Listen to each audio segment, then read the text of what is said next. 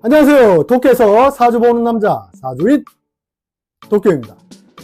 요즘 세상 돌아가는 모습들을 보면 참 안타까운 모습들 뿐입니다. 세계가 전쟁으로 시끄럽고 물가는 치솟고 한국의 경우는 지방의 부동산 물건들은 공실이 많아지고 있고 일본도 마찬가지입니다만 물가가 치솟고 가솔린 가격이 올라가고 있습니다. 참 이럴 때 보면 서민들만 피해를 보는 것 같아서 참 안타깝습니다. 사람들의 마음은 점점 더 불안해지고 공허함만 커져가는 것 같아 사주인 도쿄 저 개인적으로도 심히 걱정이 앞서게 됩니다. 우리는 이럴 때일수록 정신줄 놓지 말고 이런 환란 속에서 생존할 수 있는 능력을 키워야 하겠습니다. 자, 며칠 전 상담 도중 제가 매우 흥미로운 분을 상담하게 되었는데요. 여러분들도 기억하시겠지만 제가 과거 업로드한 영상 중에서 앞으로의 시대라는 제목으로 올린 영상이 있습니다. 기억하시나요? 구독자 여러분 중 이 영상을 보고 이 영상을 보신 분께서 상담 의뢰가 들어왔습니다.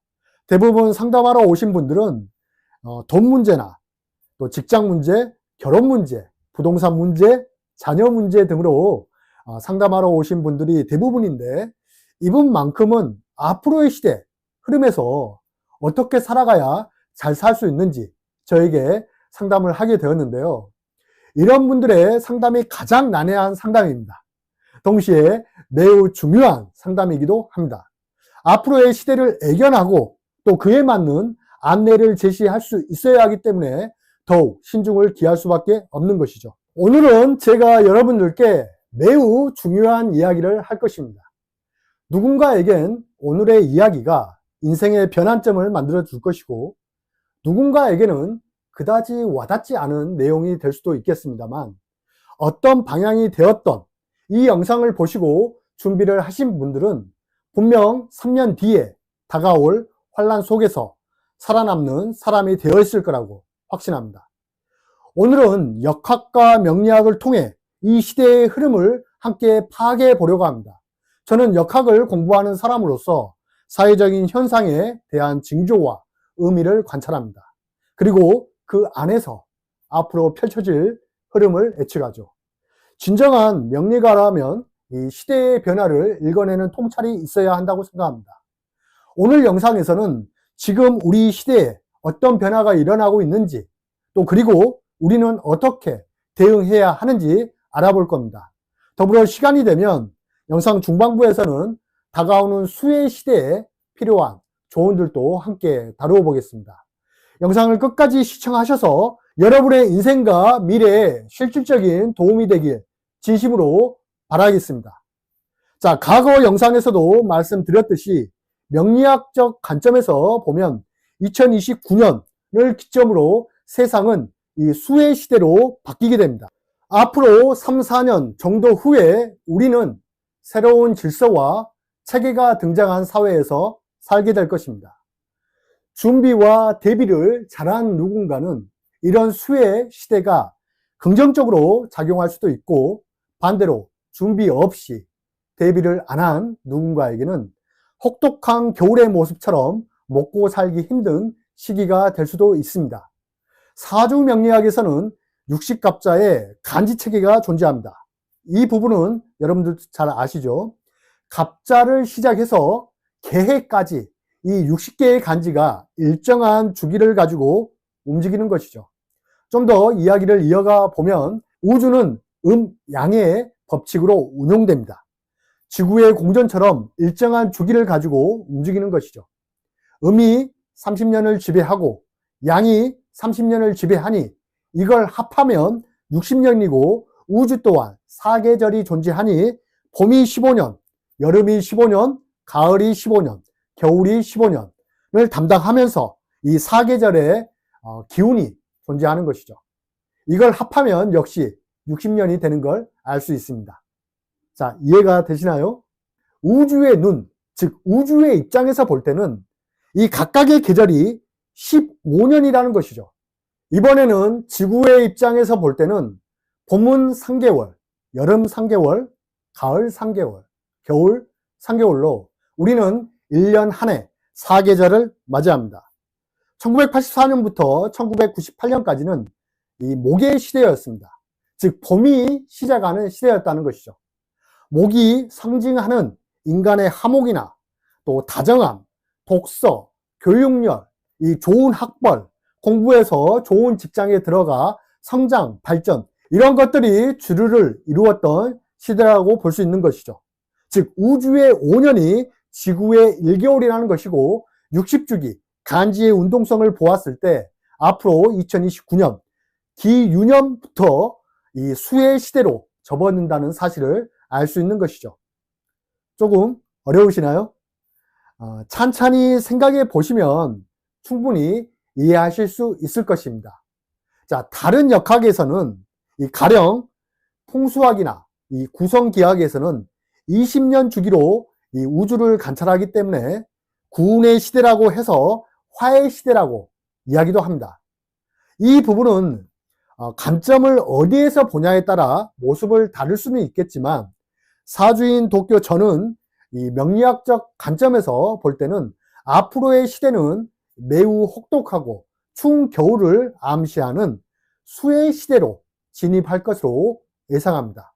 겨울에는 농사도 지을 수 없기에 분명 먹고 사는 것에 문제가 있는 시기가 될 것입니다. 모든 계절이 바뀔 때는 다음날 아침 확 바뀌지 않습니다. 우리가 하다못해 이 한 사람의 운을 볼 때도 다음날 아침에 운이 확 좋아지거나 나빠지거나 그렇지 않습니다. 항상 뭔가가 바뀔 때는 그에 따른 전조현상, 즉 암시가 동반되어집니다. 봄이 가고 여름이 올 때 다음날 바로 여름이 오지 않는 것처럼 서서히 전조현상이 동반되면서 새로운 계절이 온다고 봐주시면 되겠습니다. 항상 인류는 새로운 질서와 체제가 등장하기 전에는 이 두 가지 사건이 반드시 발생하였습니다. 첫 번째가 바로 천재지병, 질병, 바이러스고 두 번째가 바로 지금의 전쟁입니다. 이 부분은 제가 장엄하게 설명하지 않아도 잘 아실 겁니다. 저는 지금의 세상은 금의 나라가 수의 시대에 문을 열고 있다고 봅니다. 금의 나라는 어딘지 알겠죠? 금의 나라. 오행상 금의 나라는 어디죠? 서양이죠. 자, 수의 문을 열고 있다는 징조가 바로 지금의 중동 전쟁이고 곧 이런 전쟁으로 인하여 우리는 새로운 세계 질서와 체제의 룰을 보게 될 것이고 그에 따른 유통, 결제 시스템, 화폐 개혁, 자산의 저장 수단의 이동을 보게 될 것이라고 생각합니다. 저는 경제 전문가는 아니지만 항상 역사는 우리에게 같은 사건을 제시합니다. 과거 1970년대 이 오일 쇼크가 수의 시대에 발생하였고 오일 자체가 이 수의 검은 물의 물상으로 비유하기도 합니다. 즉 이런 전조 정상으로 비춰보았을 때 수의 시대가 얼마 남지 않았구나 라는 걸 직감으로 알 수 있는 것이죠. 그렇다면 우린 이런 수의 시대에 어떤 준비를 하고 어떻게 해야 잘 살아갈 수 있을까요? 이것이 우리가 가장 궁금하고 앞으로 인생을 살아가는데 핵심이 아닐까 생각이 듭니다. 먼저 우리는 수라는 기운의 의미를 파악하고 있어야 합니다. 사계절 중 겨울을 의미하고 있어서 이 수 시대에는 농사를 짓거나 활발한 활동을 하는 시기는 아니라는 것이죠. 지금의 시기는 이제 막 가을의 유금의 시대를 지나 술토, 가을의 저장고의 시기에 도달하고 있습니다. 즉 우리에게는 앞으로 3년간 가을의 술토 기간 안에 다가올 수의 시대를 위해 이 먹고 살만한 것들을 미리 만들고 저장하고 준비해야 하는 앞으로 다가올 수의 시대의 겨울을 지낼 수 있다는 의미가 됩니다. 한마디로 2028년까지 부지런히 창고를 채워두어야 한다는 말입니다. 수는 오행상 정신을 대표하는 키워드입니다.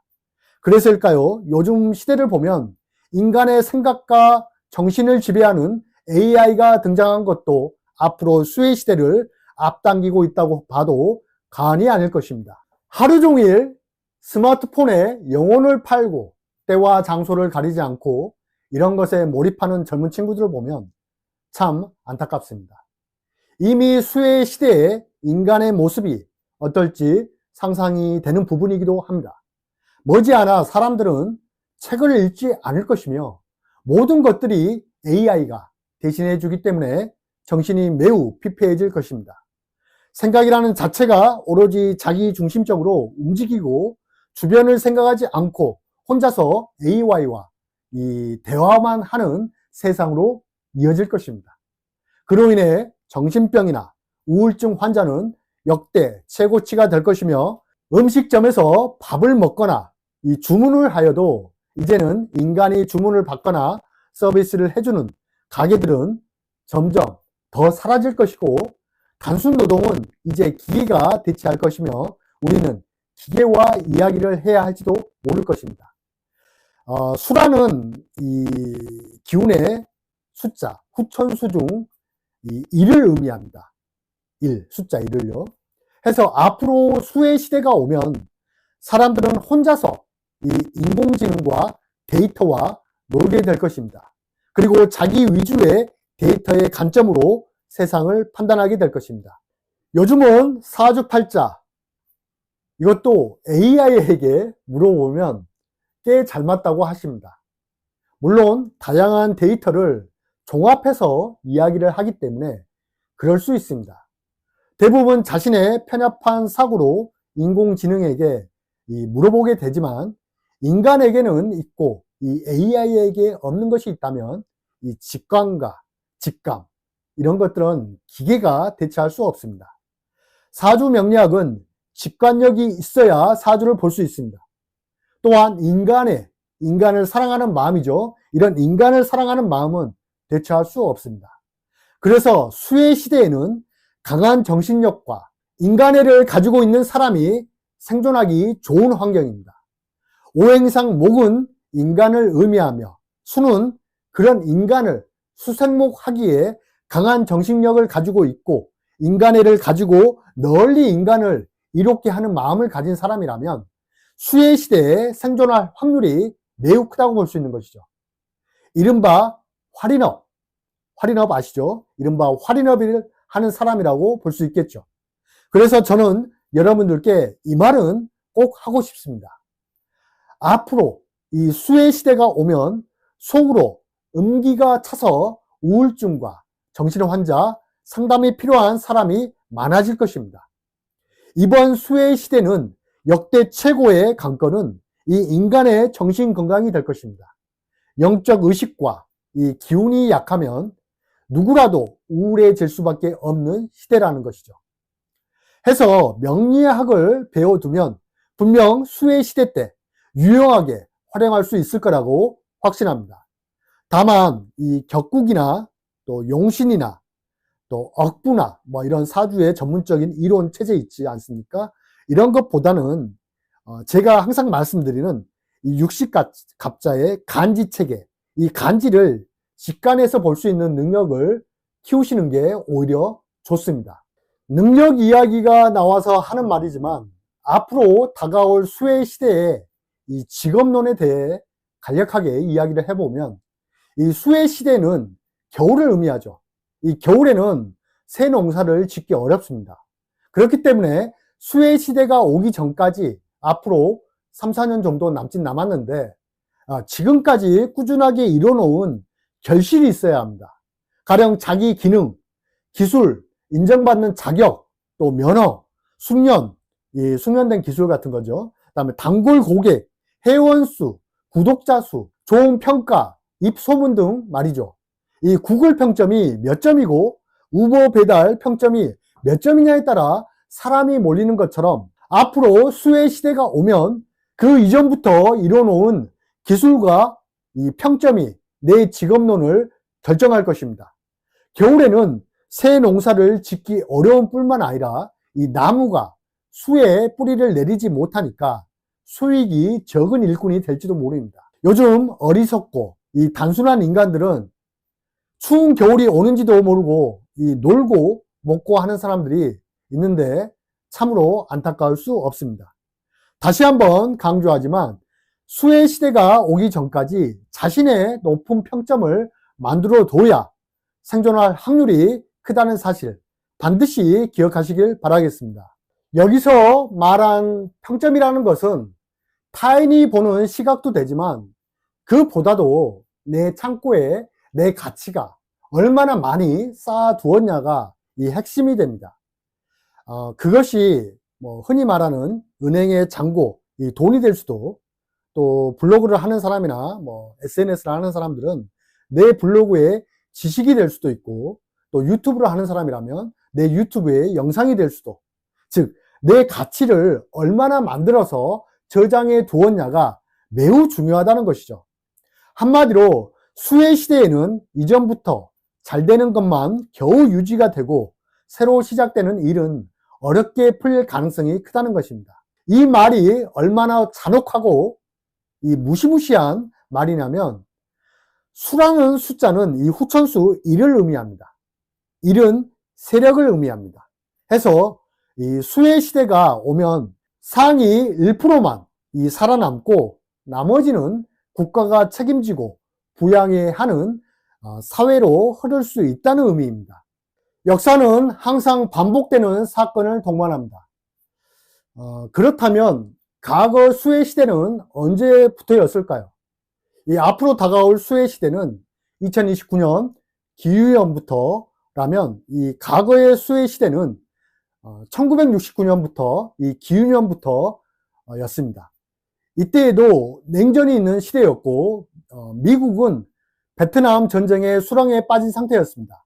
인류 최초로 공식적으로 달에 발걸음을 내딛는 시기였기도 하죠. 여기서 우리가 유추해 볼 수 있는 것은, 앞으로의 세상은 전쟁과 더불어 인류 문명이 이 지구가 아닌 제2의 지구를 찾아내는 세상으로, 예를 들어서 테슬라와 같은 기업이 우주로 인류를 안내하는 사건도 등장할지도 모르겠습니다. 이 수혜 시대란 새로운 모계 시대를 열어주기 위한 음의 시대를 말합니다.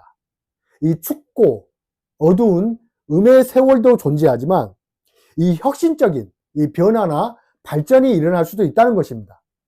이 수는 계산, 산수를 의미합니다. 해서 수혜 시대에는 새로운 연산법이 탄생하게 될 것인데, 그것은 가장 인간을 편하게 해주기도 하지만 반대로 인간을 가장 위협하게 될지도 모릅니다. 지금의 AI처럼 말이죠. 더불어 새로운 연산법은 새로운 화폐 시스템, 이 결제 시스템이 도입될 것입니다. 이런 걸 암시라도 하듯이 이 최근 중동 전쟁에서 보면 해협을 건널 때 통행료를 받겠다는 둥, 이런 결제는 달러가 아닌 이 다른 화폐로 받겠다는 둥, 이런 모든 것들이 새로운 결제 시스템이 도래한다는 암시를 보여주고 있습니다. 즉 과거의 달러 체제가 아닌 새로운 달러 혹은 새로운 화폐 결제 시스템이 새롭게 탄생한다는 암시로도 볼 수 있는 것이죠. 그중 제가 공부를 해본 결과 가상화폐나 또 스테이블 코인 같은 새로운 고지능적인 결제 시스템이 등장할 것으로 예상됩니다. 항상 역사적으로 볼 때 화폐 개혁이나 이 패권이 발생하기 전에 반드시 먼저 일어난 사건이 있었다면 그건 바로 전쟁이었습니다. 특히 중동 전쟁, 이 석유, 원유, 물류의 문제가 있는 전쟁은 후에 반드시 자산의 이동이나 결제 시스템의 변화를 가져다 주었습니다. 제가 지금 말하는 내용들은 수혜 시대가 나쁘냐 혹은 좋냐 이렇게 보기보다는 다가올 수혜 시대에 우리가 준비해야 할 것은 무엇이며 어떻게 살아야 좋은지를 이야기하고 있는 것입니다. 간혹 어리석은 사람들은 수혜 시대, 내가 나쁜 놈인가? 내가 좋은 놈인가? 이런 뉘앙스로 듣지 않기를 바랍니다. 제 아무리 내 사주 구조가 뛰어나도 좋아도 혹독한 겨울의 수혜 시대에 내가 시대에 맞게 준비를 하지 않았다면 무용지물입니다. 반대로 비록 내 사주 구조가 미흡하여도 다가올 수혜 시대를 잘 준비하고 활용한다면 인생에 커다란 긍정적인 변화를 맞이할 수도 있습니다. 그래서 다음 시간에는 제가 여러분들께 수혜 시대 때 중요한 몇 가지 조언을 해드리려고 합니다. 다음 시간에 드릴 조언들은 정말 3년 후에 다시 이 영상을 꺼내 보았을 때 누군가는 후회와 상실감으로, 또 누군가는 안도감과 성취감으로 이 영상을 다시 보게 될 것이라고 확신합니다. 원래는 오늘 조언까지 다 말씀드리려고 했는데 시간상 너무 방대한 양이 되어버렸습니다.